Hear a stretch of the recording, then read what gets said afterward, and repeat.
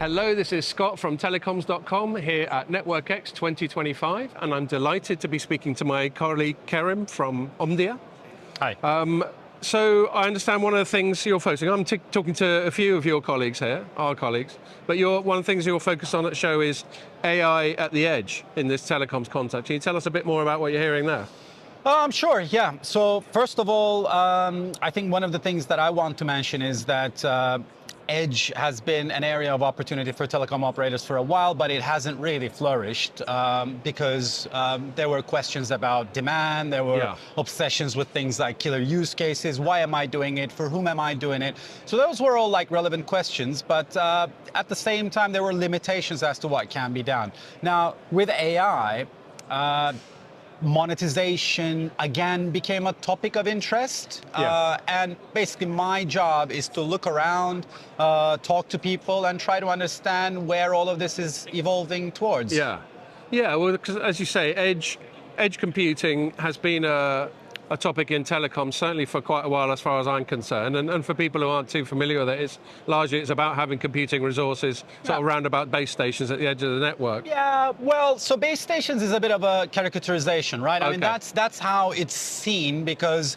it basically emphasizes the opportunity a little bit more, both for the vendors and for the telcos. Exactly, and you got thousands of them. What an opportunity, right? Whereas actually people quickly realize that that's not really what it's about. But it's actually more about just bringing computing closer wherever it matters, right? So I think with AI, we're now seeing a bit of a realization of what exactly can be done, and that doesn't necessarily mean going to the base station or not even in like centralized RAN environments. Even there, it's a challenge. But we're now looking at AI data centers that are being built by telcos, or some of the edge infrastructures, for instance, being rented out to cloud players like these new neoscalers, for instance, that can come and deploy their equipment to run GPU as a service, for instance. It's unclear whether it's going to be the computing resources of the telcos themselves or whether it's going to be the computing resources of other players like the ones I mentioned now, like those neoscalers or hyperscalers. But that is basically the gist of the opportunity. Yeah, and as you said earlier, it's all about finding out where these concrete sort of commercial opportunities are. There's a lot of potential. There's a lot of hype around having more sort of compute at the edge. Yeah.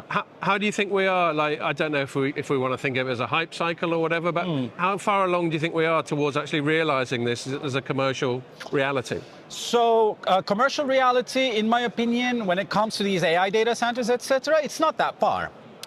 When it comes to bringing on, neoscalers onto your infrastructures, we're not that far. I think what we are further away from is definitely the initial example that you gave about these cell sites, because there are these chipset manufacturers who are interested in deploying those expensive chipsets all across the RAN. For the obvious reason. For the obvious reason, but that I don't think is going to happen in the next few years, with a few exceptions of maybe, some of the operators are trialing more aggressively. There are trials in Japan, a little bit in the US, but especially in countries like the European markets, for instance, where RAN is very distributed. There are no centralized nodes where you can take advantage of scale.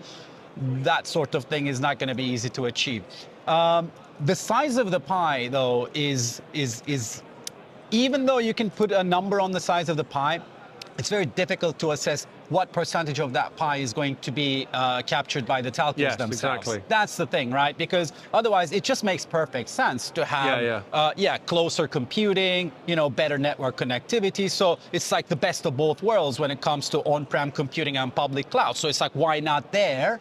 But are telcos capable of delivering those services? Until now, we have seen no strong evidence that they can, but partnerships will be key.